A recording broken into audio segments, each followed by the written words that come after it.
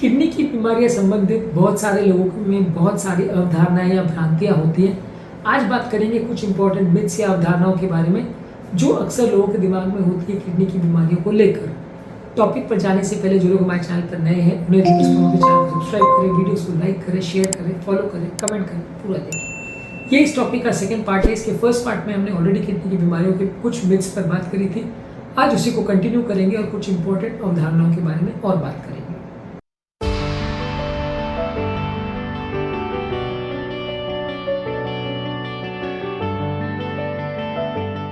पहला important myth ये है कि कुछ लोग को ऐसा लगता है कि किडनी की बीमारियां ज़्यादातर अनट्रीटेबल होती है, उसमें कुछ ज़्यादा कर नहीं सकते, वो या तो अपने आप ठीक होती है या बिगड़ती है। काफ़ी हद तक किडनी की बीमारियों को कुछ ट्रीट किया जा सकता है, उन्हें इम्प्रूव किया जा सकता है। पूरी तरह से किडनी को हील करने के लिए या क्योर करने के लिए बहुत ज़्यादा मेडिसिन तो नहीं आती है, लेकिन हाँ, इसके लिए काफ़ी मेडिसिन से फ़र्क मिल सकता है। और किडनी में इंपॉर्टेंट कैपेबिलिटी होती है कि वो खुद को हील कर सकता है यदि उसको सही तरह का एनवायरनमेंट मिलता है और सही तरह का सपोर्ट मिलता है। यदि आप लापरवाही करोगे और किडनी पर कोई ध्यान नहीं दोगे तो बिगड़ने का चांस ज़्यादा होगा।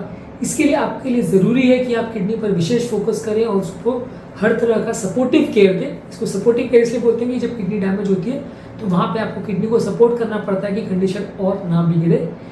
इसके अलावा आप काफ़ी हद तक कुछ दवाइयाँ भी देते हो जिससे किडनी से रिलेटेड जो बॉडी में टॉक्सिन जमा हो जाती है वो कम हो जाती है, ताकि किडनी को अपने आप को सुधारने का या कंडीशन को सुधारने का टाइम मिल जाए। बाकी डायलिसिस वगैरह से या ट्रांसप्लांटेशन करके आप ज़्यादातर पेशेंट्स की लाइफ काफ़ी हद तक नॉर्मल कर सकते हो। किडनी की बीमारियाँ पूरी तरह से ट्रीटेबल तो नहीं है, लेकिन काफ़ी हद तक ट्रीटेबल है, तो इसलिए इसको अनट्रीटेबल मानना और अपने हाल पर छोड़ देना गलत होगा। अगला इंपॉर्टेंट मिथ या मिसकंसेप्शन है कि जिसको बीपी या शुगर का प्रॉब्लम है सिर्फ उसी को किडनी का प्रॉब्लम होगा। डेफिनेटली बीपी और शुगर का होना किडनी की बीमारी के लिए इंपॉर्टेंट रिस्क फैक्टर जरूर है, लेकिन सिर्फ यही रिस्क फैक्टर है और हर व्यक्ति जिसको ये प्रॉब्लम है उसी को किडनी का प्रॉब्लम होगा, या हर व्यक्ति जिसको किडनी का प्रॉब्लम है उसको बीपी शुगर होगा ही होगा। ये दोनों ही सोचना गलत है, क्योंकि किडनी की बीमारियों के बहुत सारे तरह के कारण हो सकते हैं। इनमें से आपके केस में कौन सा कारण एप्लीकेबल है और आपके केस में कौन सा तरीके का प्रॉब्लम है उसको आपको देखना और असेस करना पड़ेगा। क्योंकि किडनी की बीमारियाँ बीपी शुगर से कुछ हद तक ज़रूर रिलेटेड है, पर हर व्यक्ति में यही कारण है, ये सोचना पूरी तरह से गलत है, क्योंकि इसके और भी बहुत सारे कारण हैं जो बिना डायबिटीज़ और प्रेशर के भी हो सकते हैं। अगला इंपॉर्टेंट मिथ ये है कि लोगों को ऐसा लगता है कि किडनी की बीमारियाँ इरिवर्सिबल होती है, वो कभी ठीक नहीं होती है। काफ़ी केसेस में किडनी की बीमारियाँ रिवर्स हो सकती हैं और क्रिएटिनिन लेवल्स पूरी तरह से नॉर्मल भी आ सकते हैं। खासकर जिसको रीसेंट किडनी फेलियर या अक्यूट किडनी फेलियर हुआ, उसमें किडनी फेलियर पूरी तरह से ठीक भी हो सकता है। हर व्यक्ति में पूरा ठीक होगा या नहीं होगा ये सोचना पॉसिबल नहीं है, ये पूरी तरह से सही नहीं है।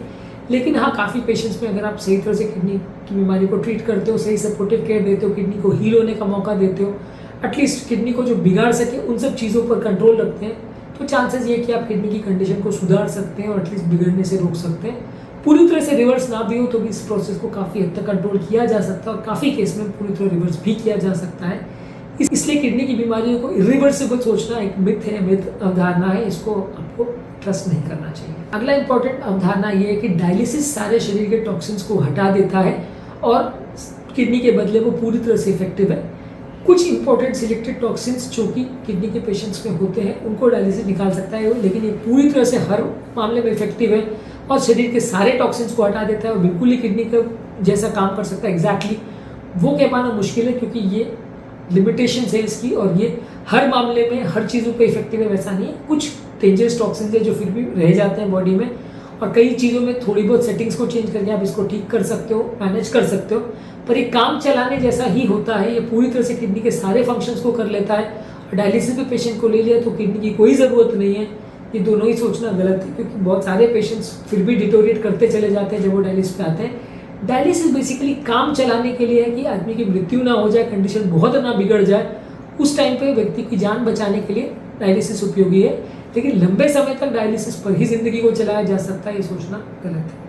कुछ लोग और ये भी सोचते हैं कि हर्बल सप्लीमेंट्स किडनी के लिए ज़्यादातर सेफ होते हैं। आप कोई भी हर्बल सप्लीमेंट लोगे तो क्योंकि वो आयुर्वेदिक है या हर्बल है, वो हेल्दी है, नुकसान नहीं करेगा।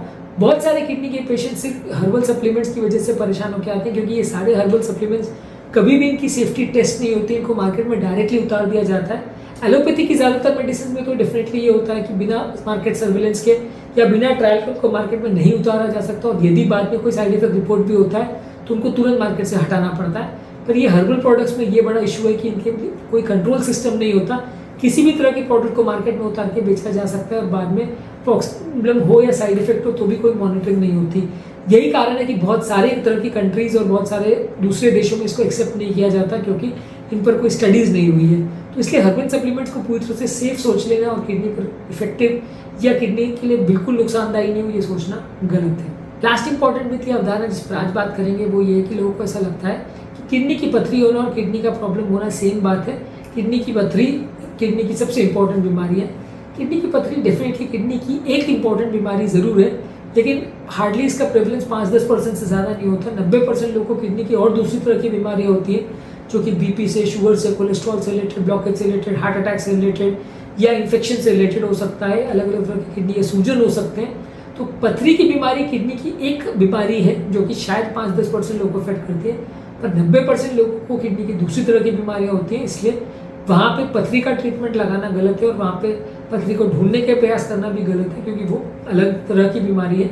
हाँ, अगर पथरी है तो डेफिनेटली उसको ट्रीट करने से फ़ायदा होगा, लेकिन हर पेशेंट में पथरी मिलेगी ऐसा सोचना गलत है।